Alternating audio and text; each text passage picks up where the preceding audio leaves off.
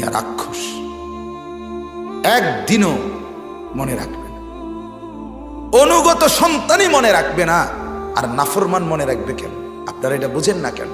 আপনার চোখের সামনে যেই ছেলেটা নামাজ পড়ে না, এ আপনার কি মনে রাখবে?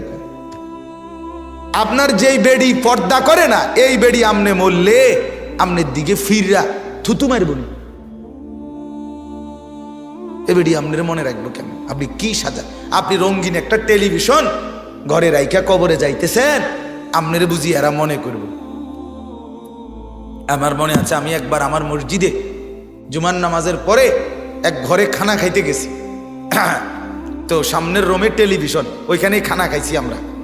তো বাহিরে বেসিন দিছে, আপনার ডেকোরেশনের বেসিন, অনেক লোক খাওয়াইছে আর কি। ওই বেসিনে গেছি হাত ধুইতাম আমরা হুজুররা। এই সময়টা এই রুমটা একটু খালি হয়েছে, অল্প দূরে